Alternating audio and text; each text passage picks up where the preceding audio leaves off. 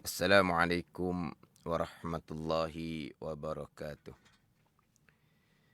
Alhamdulillahi rabbil alamin. Wassalatu wassalamu ala sayyidil mursalin. Wa ala alihi wa sahbihi ajma'in. Rabbi syarah li sadri wa yassir li amri. Wahlul uqdatam min lisani yafqahu qawli. Subhanaka la ilma lana illa ma 'allamtana. Innaka antal alimul hakim. Wala hawla wala quwwata illa billahil aliyyil azim. Syukur alhamdulillah bersua kembali kita untuk minggu ini di Manis FM dalam program Talaki Safinatun Najah mengguna pakar kitab Safinatun Najah. Hari ini hari Jumaat sebagai hari ilmu di Manis FM. Setiap jam 6 petang kita akan bersama-sama menimba ilmu pengetahuan dalam soal agama. Kita juga sekarang ini bersiaran langsung di FB Manis FM. Dan anda semua boleh kongsikan live tersebut bersama dengan yang lain.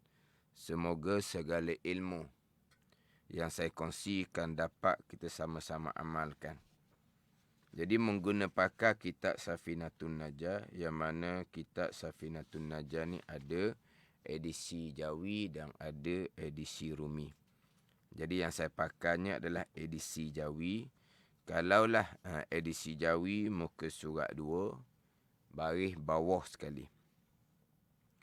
Qala al-muallifu rahimahullahu ta'ala wa nafa'ana bi'ulumihi amin wal yaumil akhiri wa bil qadri khairihi wa syarrihi minallahi ta'ala. Terjemahan dia, dan kelima daripada 6 rukun iman, percaya pada hari qiyamah, percaya pada hari kesudahan. Dan keenam, percaya pada takdir Allah Subhanahu wa ta'ala, baiknya dan jahatnya daripada Allah Subhanahu wa ta'ala, daripada takdir Allah Subhanahu wa ta'ala, sama ada perkara baik, iman dan ta'ah, sama ada perkara jahat, kufur dan maksiat, kesemuanya datang daripada takdir Allah Subhanahu wa ta'ala. Jadi selok minggu lepas saya masih lagi membicarakan di rukun iman yang kelima, yang mana rukun iman yang kelima ni satu rukun. Tetapi dalam rukun iman yang kelima ni banyak yang perkara yang wajib kita imani. Permulaannya kita imani berkaitan dengan persoalan barzah, nikmat dan keseksaan di alam barzah. Kemudian wajib kita imani di rukun iman yang kelima ini adalah tiup sangkakala yang pertama, dihancurkan langit dan bumi. Dan kita wajib imani tiup sangkakala yang kedua, akan dibangkitkan sekalian dan akan dihimpun di mahsyar, di mauqif. Kemudian di mahsyar pun sebagaimana alam barzah, sebagaimana alam barzah, orang yang beriman dan beramal soleh duduk dalam keadaan kesenangan. Orang yang kufur, orang yang maksiat duduk di dalam keseksaan. Kemudian pergi kepada asyafa'atul uzmah. Kemudian pergi kepada hisab. Kemudian pergi kepada mizan. Jadi selok minggu lepas saya berhenti di pembicaraan berkaitan dengan mizan, timbangan amalan selepas dihisapkan oleh Allah Subhanahu wa ta'ala, yang mana apabila timbangan amalan berat sebelah kebaikan akan ke syurga Allah Subhanahu wa ta'ala. Kalau berat sebelah kejahatan akan ke neraka Allah Subhanahu wa ta'ala. apabila berat sebelah kebaikan akan ke syurga Allah Subhanahu wa taala. Kemudian syurga Allah Subhanahu wa taala ada 7 darajah. Ada 7 darajah, ada 7 pangkat. Dia ada 7 darajah, maka selepas daripada berat sebelah kebaikan, maka akan ke syurga Allah mengikut darajah sebagaimana kebaikan yang dilakukan. Kemudian darajah-darajah di syurga Allah ni, Nabi SAW akan bagi syafaat dengan bahawa akan diangkatkan darajah dalam syurga Allah Subhanahu wa taala mengikut amalan selepas ditimbang di mizan, dia duduk syurga darajah yang bawah, maka syafaat Nabi SAW diangkatkan darajah yang lebih tinggi. Jadi darajah di syurga Allah Subhanahu wa taala, apabila dimasuk syurga mana-mana darajah, maka darajah syurga tadi itu kekal selama-lamanya. Tidak akan naik darajah dah. Selepas daripada masuk ke dalam syurga, darajah yang dia dimasuk tu, darajah tu akan kekal selama-lamanya. Jadi apabila masuk syurga tu, syafaat Nabi, darajahnya akan diangkat. Kemudian pada masa mizan, timbangan amalannya sama berat. Kebaikan dan kejahatan sama berat. Nabi SAW akan bagi syafaat dengan bahawa Nabi beratkan sebelah kebaikan, akhirnya ke syurga Allah Subhanahu wa taala. Kemudian pada masa mizan timbangan amalan, berat sebelah kejahatan, akan ke neraka Allah Subhanahu wa taala. Nabi SAW akan bagi syafaat dengan bahawa mengikut dosa-dosa yang lebih banyak daripada kebaikan tadi, ke neraka Allah Subhanahu wa taala. Mengikut dosa yang banyak tu tempoh masa panjang, maka Nabi SAW bagi syafaat, bagi pertolongan dengan bahawa Nabi SAW akan mengurangkan tempoh masa neraka Jahannam yang sepatutnya dilalui dengan dosanya yang lebih banyak daripada kebaikan yang dilakukan. Ini di antara syafaat pertolongan daripada Nabi SAW. Kemudian, tapi bicara syafaat pertolongan tadi ni, yang masuk neraka tu di kalangan orang-orang yang beriman yang banyak dosa. Adapun orang kafir sama sekali tidak akan dapat syafaat pertolongan daripada Nabi SAW. Kemudian selepas daripada mizan, sebelum meniti titian sirat, yang wajib kita imani adalah telaga Haud, telaga Nabi SAW. Telaga Haud, telaga Nabi SAW, yang mana telaga Nabi SAW ni datang pada hadis yang sampai tahap hadis mutawatir, bersalahan dengan telaga Haud bagi nabi-nabi yang lain. Datang hadis yang ahad. Tapi masing-masing nabi dan ummah ada telaga masing-masing. Jadi telaga Haud ini bukan telaga Kausar. Telaga Kausar adalah telaga di dalam syurga Allah Subhanahu wa taala. Kausar itu di dalam syurga Allah Subhanahu wa taala. Adapun telaga Haud ini pandangan jumhur, pandangan kebanyakan, telaga Haud ni sebelum daripada meniti titian sirat. Sebelum daripada meniti titian sirat. Adapun telaga Kausar berada di dalam syurga Allah Subhanahu wa taala. Cuma telaga Haud ni Airnya adalah datang daripada Telaga Kausar di dalam syurga Allah Subhanahu Wa Taala. Cuma Telaga Haud dengan Telaga Kausar telaga yang lain-lain. Ini di antara yang wajib kita imani.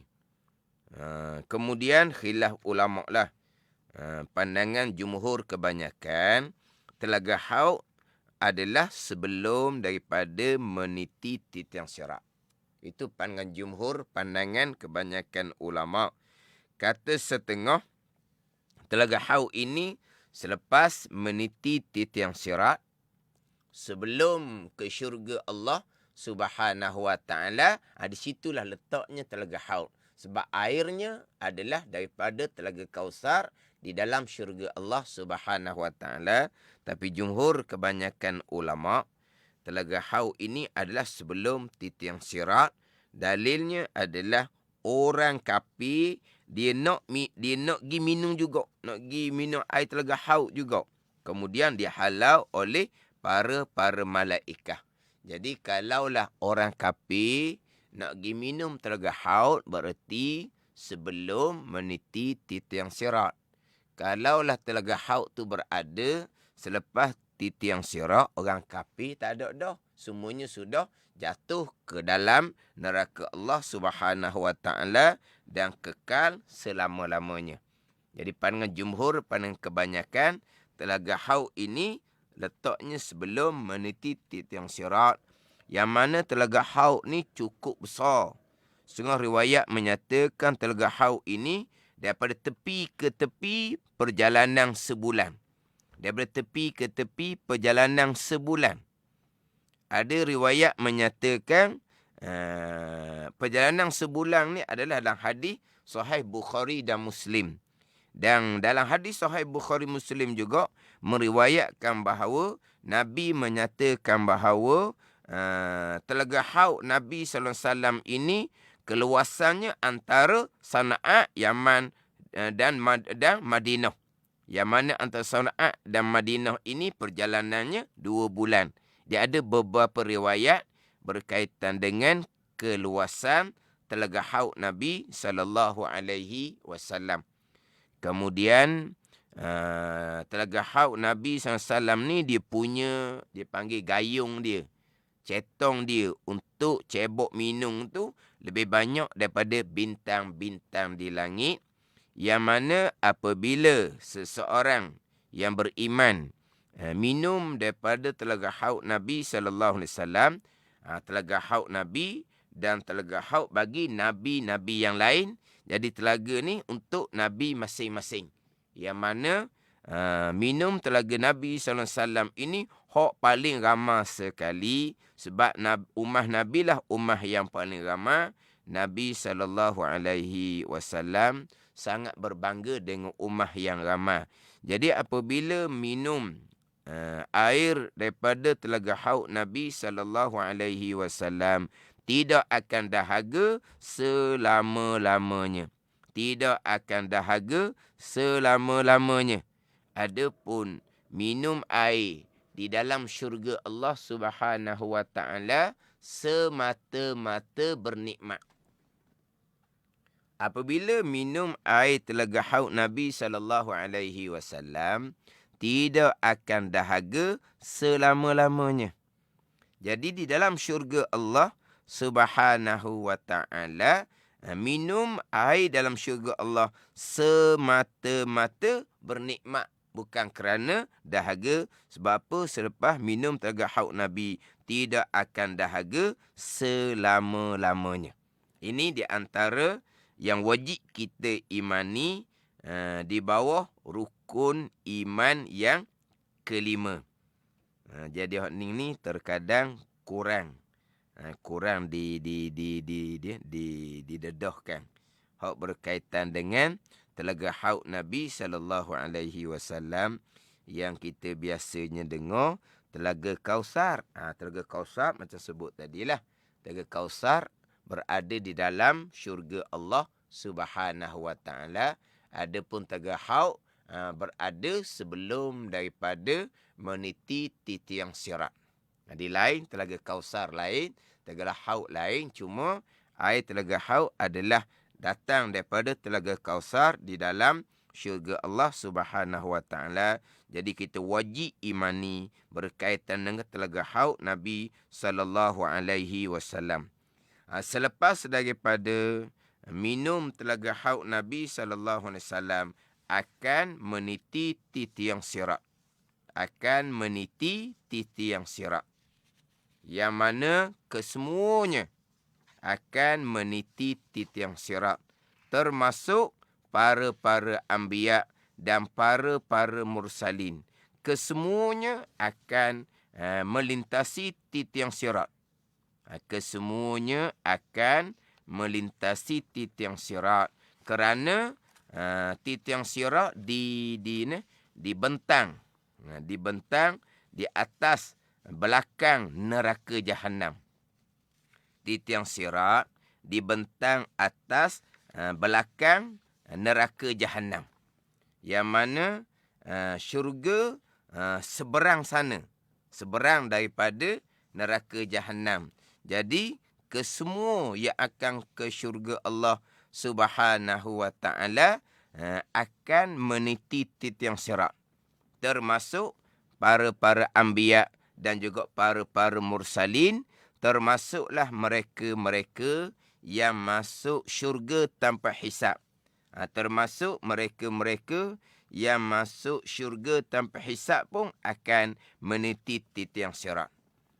Yang mana kita bicara dahulu, para-para anbiya, para-para mursalin dan mereka-mereka yang masuk syurga tanpa hisab tidak akan menerima catatan amalan.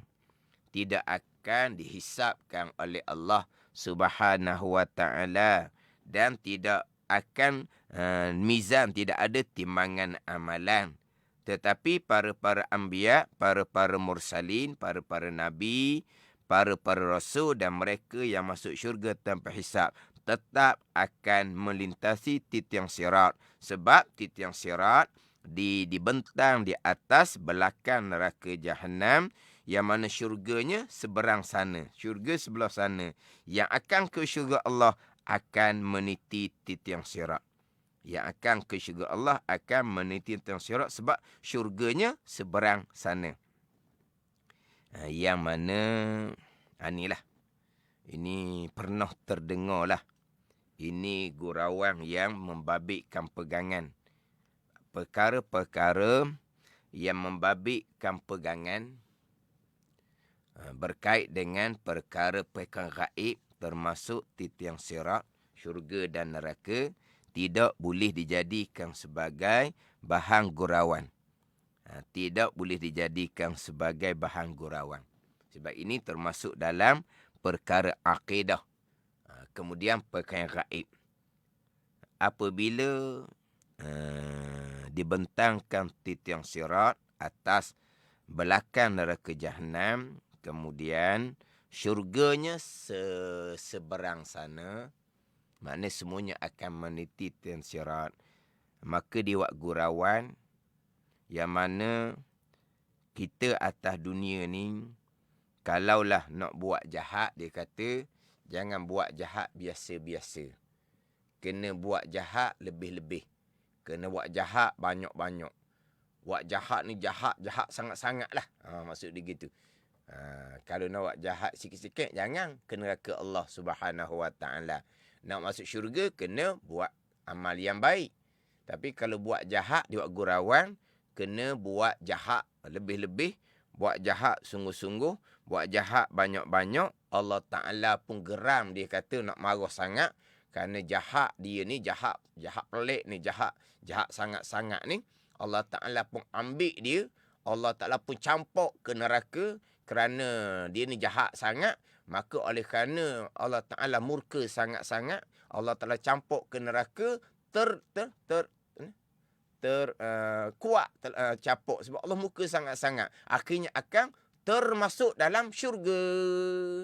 Dia buat gurau. Dia buat gurau. Sepertilah kita kata kok, orang yang kita ni marah ke ayang ke, gerang nak marah, kita pun gandeng. Kalau Terengganu panggil gandeng. maka kena barang-barang yang lain. Contohnya begitulah. Jangan buat gurau seumpama ni. Jadi bila syurga tu seberang sana, bila jahat sangat, Allah Ta'ala murka, Allah Ta'ala pun campur ke neraka, campur kuatlah sebab Allah Ta'ala murka.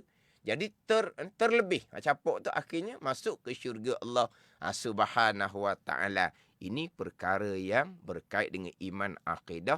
Jangan kita buat gurau, jangan kita buat permainkan. Boleh rosak iman, boleh rosak akidah kita. Dan memang ada orang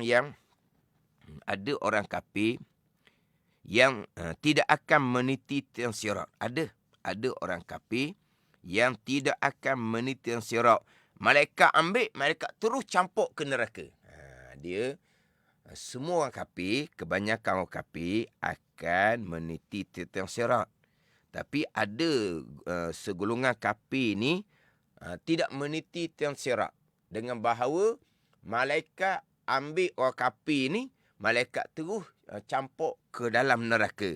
Mana tidak sempat meniti tiang sirat. Memang ada orang kafir yang tidak sempat meniti tiang sirat, malaikat ambil dan malaikat tu campur ke dalam neraka. Kemudian berkaitan dengan titiang sirat. Berkaitan dengan titiang sirat, yang mana titiang sirat ni rupa asal dia, lebih halus daripada rambut dan lebih tajam daripada mata pisau. Rupa asal dia lebih halus daripada rambut, lebih tajam daripada mata pisau. Kemudian perjalanan titiang sirat ni yang dibentang di atas belakang neraka Jahannam. Dibentang atas belakang neraka Jahannam. Sebab neraka Jahannam ini neraka lapisan paling atas. Neraka Jahannam. Kemudian neraka Lazar, tempat orang Yahudi. Neraka Hutamah, tempat orang Nasara. Neraka Sa'id, neraka Sakar, orang Majusi. Neraka Jahim, penyembah berhala. Neraka Hawiyah, bagi orang yang munafik. Jadi, neraka Jahannam, neraka lapis paling atas. Tiang sirat tu dibentang atas neraka Jahannam. Neraka tempat keseksaan orang-orang yang beriman, yang banyak melakukan dosa derhaka kepada Allah Subhanahu Wa Ta'ala. Jadi muka neraka Jahannam ni, belakang neraka Jahannam ni besar, yang mana tiang sirat yang dibentang di atas belakang neraka Jahannam ini, jauh perjalanan dianya, naik ke atas 1000 tahun, tengah tiang sirat tu 1000 tahun, turun ke bawah ke syurga Allah 1000 tahun. Tu hak jarak asal tiang sirat. Halus daripada rambut, lebih tajam daripada mata pisau.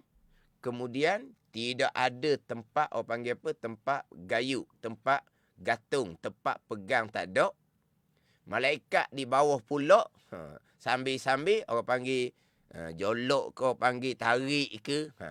Jadi kalaulah tanpa amal ibadah, pastilah akan jatuh ke dalam neraka Allah Subhanahu Wa Ta'ala, wal'iyazabillah. Yang mana ketika meniti tiang sirat ni, keadaan yang sangat menakutkan. Keadaan yang sangat menakutkan, yang mana sekalian manusia berdiam diri. Sekalian manusia berdiam diri. Melainkan para anbiya. Para anbiya sentiasa berdoa, Allahumma sallim. Allahumma sallim. Sejahtera olehmu ya Allah. Sejahtera olehmu ya Allah. Jadi para anbiya aja keluar di mulut doa Allahumma sallim sallim. Para anbiya sahaja. Jadi maknanya bukan manusia yang ahli syurga sendiri. Ahli syurga sendiri ketika meniti tiang sirat dalam keadaan berdiam diri. Sebab apa? Sebab bersangatannya dalam keadaan ketika meniti tiang sirat. Itu dikira rupa asal. Tetapi tiang sirat akan dibesarkan bagi mereka yang banyak amal. Jadi tiang sirat bagi orang yang soleh Jadi besar, lebar. Kemudian besar lebar pula, walaupun jarak tadi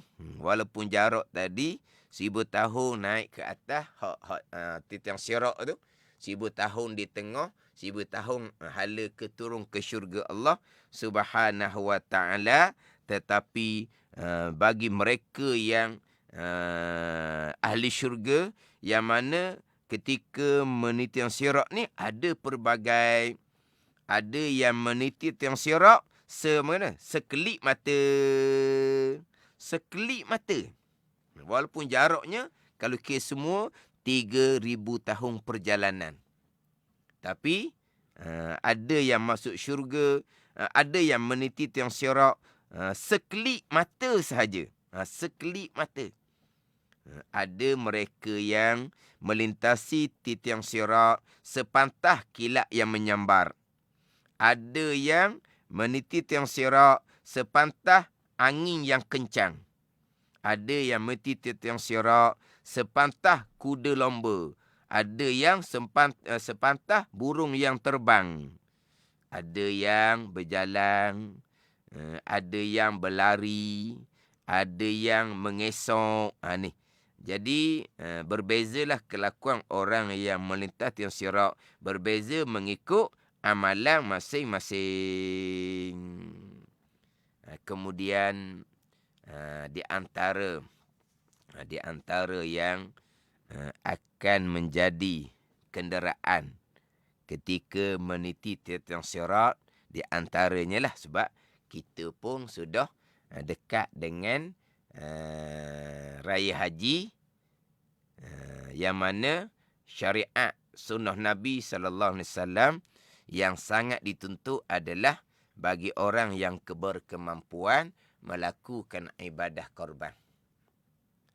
Kita nak masuk raya haji, sunnah Nabi yang sangat dituntut kepada mereka yang berkemampuan adalah melakukan ibadah korban. Maka di antara yang akan menjadi kenderaan ketika meniti tiang sirat adalah binatang korban yang kita lakukan. Binatang korban yang kita lakukan akan menjadi kenderaan kita ketika meniti tiang sirat. Lepas tu pula, janganlah pula ada orang cerita kita ni ambil satu bahagian lembu. Jadi untuk menjadi kenderaan ketika meniti tiang sirat, dia kena cukuplah seekor lembu. Dengan bahawa kena cukup 7 bahagian. 7 bahagian, cukup seekor lembu, barulah boleh jadi kenderaan ketika meniti tiang sirat. Ada begitu. Kalau gitu, kau tak ambil satu bahagian lembu lah, ambil seekor kambing baru lengkap. Maknanya kalau kita ambil satu bahagian daripada 7 bahagian daripada seekor lembu, sudah menjadi kenderaan kita ketika meniti tiang sirat. Begitu juga khairat kita. Khairat kita khairat umpama bina masjid.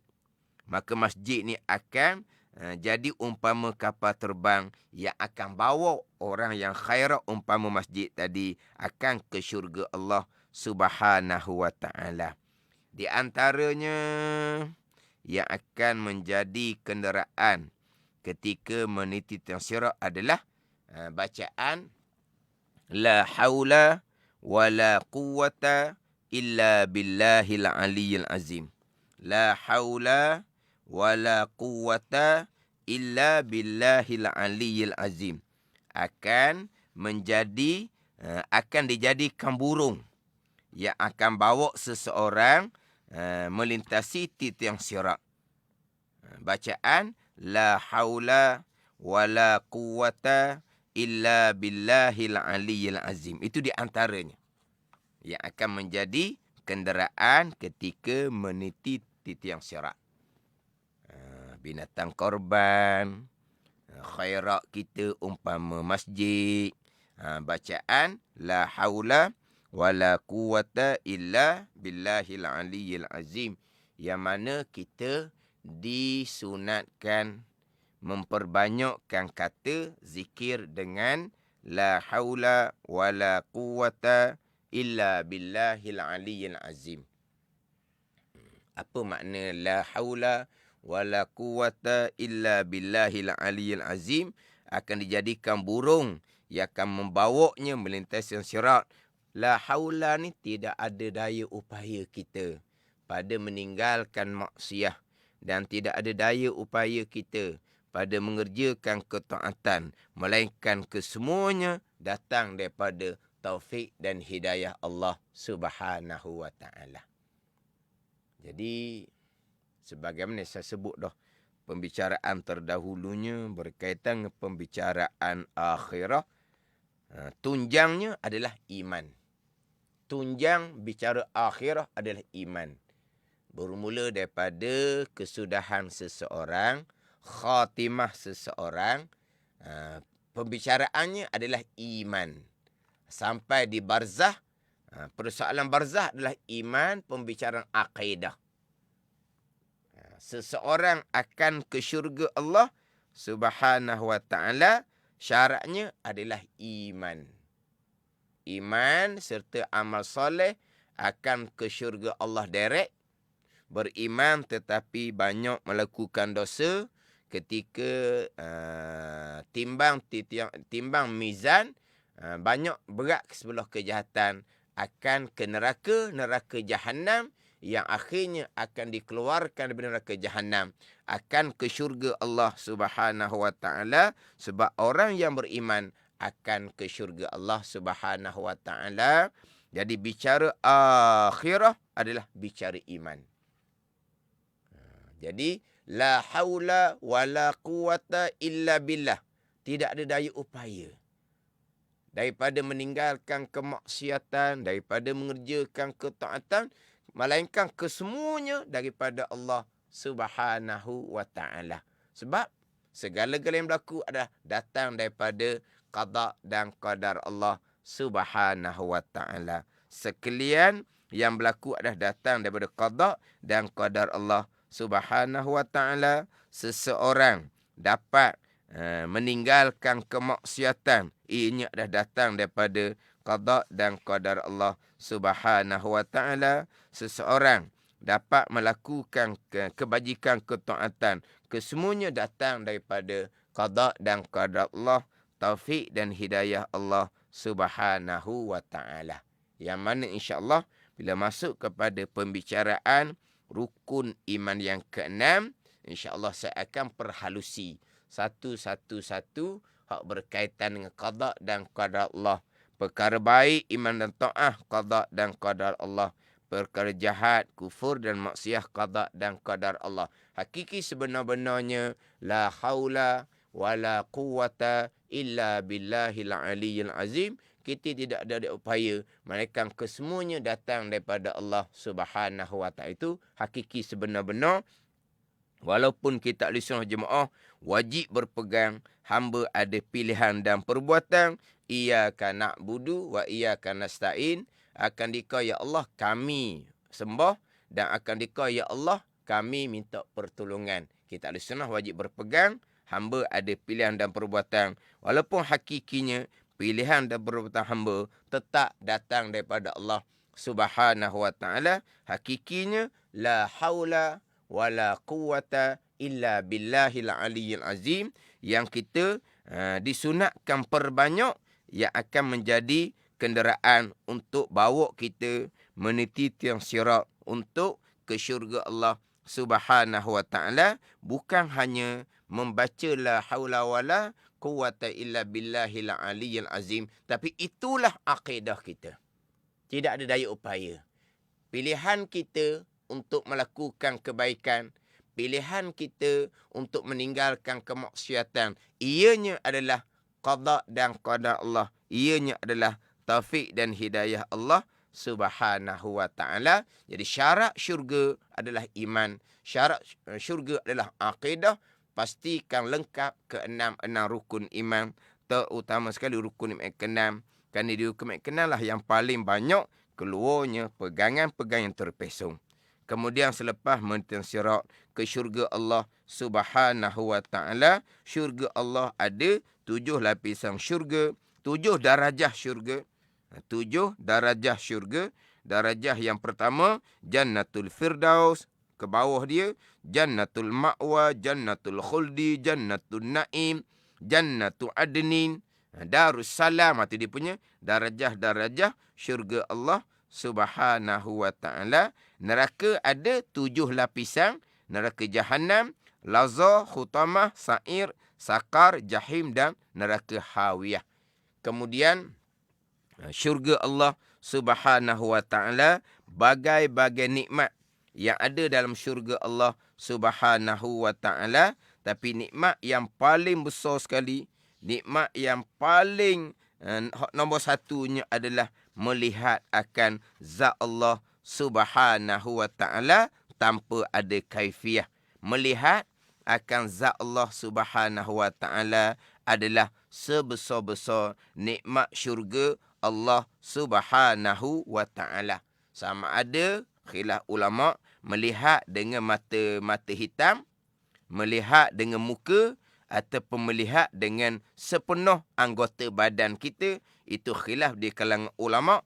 Tetapi melihat Allah Subhanahu wa ta'ala tanpa kaifiah, sebab Allah Subhanahu wa ta'ala bersalahan dengan sekalian makhluk Allah Subhanahu wa ta'ala. Itu nikmat syurga yang paling besar sekali. Melihat akan zat Allah Subhanahu wa ta'ala.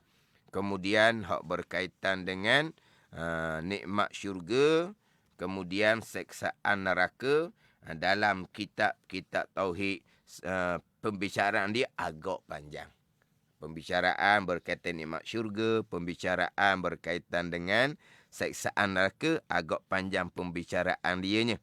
Jadi hak tu dia kena mendalamilah dalam kitab-kitab tauhid, yang mana kitab Aqidatun Najjing ni kitab fiqh. Cuma di permulaannya didatangkan rukun Islam, didatangkan rukun iman. Saya tekan sedikitlah hak berkaitan dengan iman.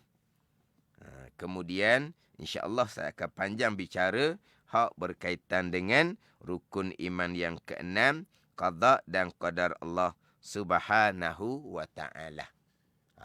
Saya akan bicara panjang berkaitan mereka qada, rukun keenam berkaitan dengan qada dan qadar Allah Subhanahu wa ta'ala. Jadi hak bicara bab syurga dan neraka, insya-Allah lah sama-sama belajar dalam kitab-kitab tauhid, menceritakan nikmat-nikmat dalam syurga dan seksaan dan neraka Allah Subhanahu wa ta'ala, yang mana di sisi Ahlussunnah wal Jamaah, syurga dan neraka sudah ada sekarang. Sudah ada sekarang. Uiddat lil muttaqin, telah disediakan bagi orang bertakwa, itu syurga. Uiddat lil kafirin, telah disediakan bagi orang kafir, itu neraka. Mu'tazilahnya lain pegangan dia. Mu'tazilah pegangan yang salah, pegangan terpesong. Mereka menyatakan bahawa syurga dan neraka belum lagi ada sekarang. Sampai masa nak dimasukkan ke dalam syurga dan neraka, barulah Allah Ta'ala jadikan syurga dan neraka. Kalau Allah buat dah siap-siap syurga dan neraka sekarang, syurga belum lagi digunakan, neraka belum lagi digunakan, tu tak ada faedah Allah buat seumpama tu. Kalau kita kata membazirlah, Allah tidak melakukan perkataan berfaedah. Maka Mu'tazilah berpegang syurga neraka belum lagi ada sekarang, tetapi akan diadakan oleh Allah selepas daripada sampai masa untuk orang beriman masa masuk syurga, dan untuk orang kafir masuk ke neraka, barulah Allah jadikan syurga, Allah jadikan neraka. Ini akidah Mu'tazilah.